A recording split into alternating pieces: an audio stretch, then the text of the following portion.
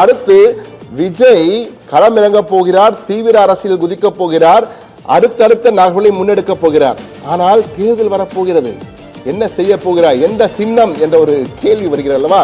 எனவே விஜய் அந்த வெற்றி வியூகமா வெற்றி யூகத்திலா தனக்காக தேர்வு செய்ய காத்திருக்கும் சின்னம் என்ன என்பதுதான் அடுத்த கேள்வி தொண்டர்கள் மத்தியிலே எழுவதற்கான வாய்ப்பு இருக்கு. தொண்டர்கள் மட்டுமல்ல, மற்ற அரசுக்கு விஜய் என்ன சின்னத்தை போட்டியிட போகிறார் என்ற ஒரு கேள்வி, அதை தான் தற்போது நாம் பார்த்து கொண்டிருக்கிறோம்.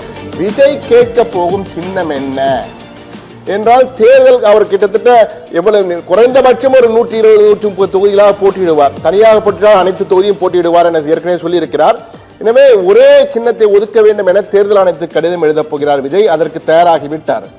ஆனால் அவர் தற்போதைக்கு அவர் தேர்ந்தெடுத்த சின்னங்களாக கூறப்படுவது ஆட்டோ, விசில், பிகில் என்ற ஒரு படத்தில் இருந்த விசில், அந்த விசில் சின்னம் போன்ற சிலவற்றை அவர் தேர்வு செய்திருக்கிறாராம்.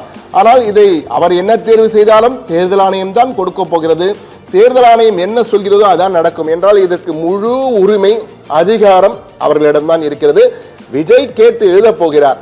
நாம் தமிழர் கூட அது போன்று எழுதியிருக்கிறார்கள். அவர்களுக்கு சின்னம் ஒதுக்கப்பட்டது, சில முறை மறுக்கவும் பட்டது, அது வேறு விடயம்.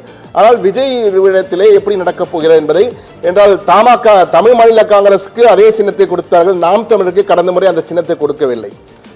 அது போன்ற சில நேரங்கள் நடக்கும் என்றால் இந்த அதிகாரம் முழுமையாக தேர்தல் ஆணையத்துக்கு தான் இருக்கிறது.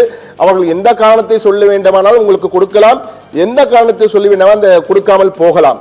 எனவே விஜய் ஆசைப்பட்டு சில சின்னங்களை வைத்திருக்கிறார். அதில் ஆட்டோ, விசிலும் இடம்பெற்றிருக்கிறது. மேலும் சில சின்னங்களை சேர்த்து ஒரு கடிதம் அனுப்ப இருக்கிறார். விரைவில் இன்னும் ஓரிரு தினங்களில் கடிதம் அனுப்பிவிடுவார். எனவே அந்த சின்னம் விஜய்க்கு கிடைக்குமா இல்லையா என்பதை தேர்தல் ஆணையம் தான் முடிவு செய்யும். அதுவும் தற்போது அல்ல, மார்ச் மாத ஆரம்பத்தில், மார்ச் மாதம் தான் விஜய் என்ன சின்னத்திலே போட்டியிட போகிறார் என்பது மார்ச் முதல் வாரமோ அல்லது 2வது வாரத்திலோ தான் நமக்கு தெரிய வரும். என்றால் பொதுவாக ஒரு சின்னத்தை கேட்கும் போது தேர்தல் ஆணையம் கொடுக்கிறது, இல்லை என்றால் அந்த பணிகள், தேர்தல் பணிகள் தொடங்கிய பிறகுதான் சின்னத்தை அறிவிப்பார்கள். ஆனால் முதலிலே எழுதும் பொழுது இது போன்ற அனைத்து தொழிலும் போட்டியிட போய் என்று கூறும்பொழுது தேர்தல் ஆணையம் நினைத்தால் அவர்கள் சின்னத்தை ஒதுக்கீடு செய்வது குறித்து மார்ச் முதல் வாரமோ அல்லது 2வது வாரத்திலோ சொல்வதற்கான வாய்ப்புகள் அதிகம் என்பதைதான் பார்க்க வேண்டியிருக்கிறது.